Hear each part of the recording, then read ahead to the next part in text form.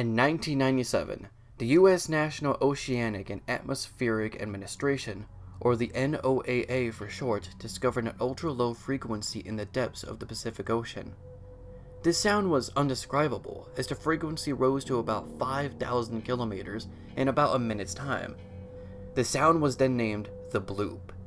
Some said it was a whale, but if the sound were to belong to an aquatic creature, it wouldn't be a whale because they were thought to be too small to make that noise. Others say it was a bomb dropped in the ocean.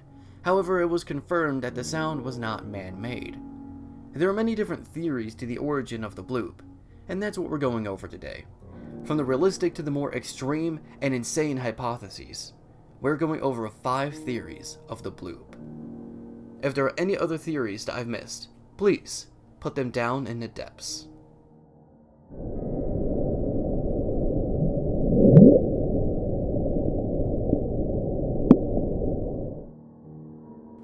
An ice calving is a result of pieces of a glacier or iceberg falling off its edge. The size of its piece can vary from minimal to enormous. This has been happening for years, and that could very well be the source of the Bloop. If there was an ice calving that big, then maybe it could be enough to replicate a similar noise. This also adds on to the location of the Bloop, as the source is relatively close to freezing water.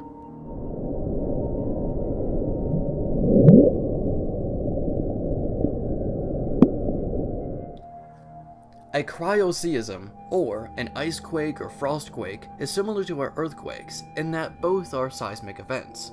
However, an ice quake happens when frozen soil or earth saturated with water and or ice suddenly begins cracking. Water then begins to drain itself downward until it begins to freeze up and expand, creating stress on a location. When enough stress is created, it eventually bursts, creating the ice quake. This is one of the leading theories behind the Bloop, and the one that's the most likely candidate, as not too long ago the NOAA came to the possible conclusion that the Bloop sound is ice-based, much like the ice calving. And both are very well possible, but in 2002 they also said that the frequency is much like a large sea creature. But which one?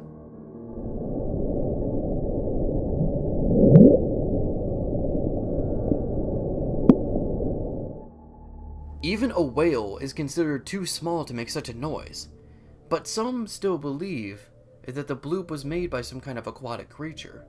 But the biggest species we've discovered is the blue whale, which is still too small.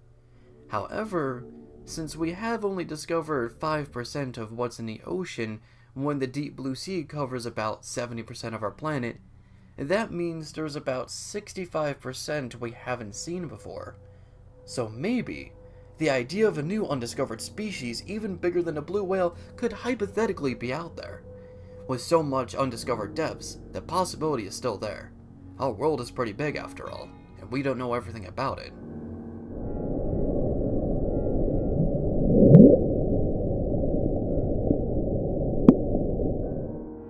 But maybe it's not an undiscovered species. Instead, a species we conceived as extinct. The Megalodon, or the Carcharodontus megalodon, is a species of shark that has been extinct for millions of years. But like I've said, we've only discovered about 5% of our ocean, so maybe, just maybe, there could be at least a few left. Some say the Megalodon is the perfect source of the Bloop. However, most aren't sure if the creature would be big enough to produce such a noise, as the Megalodon's exact size has been debated for quite some time, but most would say it's just as big as the blue whale, but that's still not big enough to produce this kind of sound.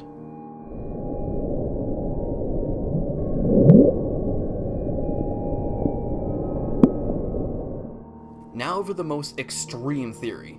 We've gone over the possibility of a new species and an extinct species, but the most insane theory ever made about the Bloop would have to belong to H.P. Lovecraft's Cthulhu. Despite the fact that the famous author's work, Call of Cthulhu, is fiction, there are some people out there that believe that Cthulhu and Lovecraft's other creatures are all real. There are even cults that worship Cthulhu, as insane as that sounds. But what does the Bloop have anything to do with Cthulhu, you ask? Well, that's because the origin of the Bloop is extremely close to where the sunken ship of R'lyeh from the story of Cthulhu is supposed to be. R'lyeh is the prison of Cthulhu, and the bloop sound is apparently the sign that Cthulhu is almost free to take the world as his own. The nightmarish corpse city of R'lyeh was built in measureless eons behind history by the vast, loathsome shapes that seeped down from the dark stars. There lay great Cthulhu and his hordes, hidden in green, slimy vaults. In the house of R'lyeh, dead Cthulhu waits dreaming.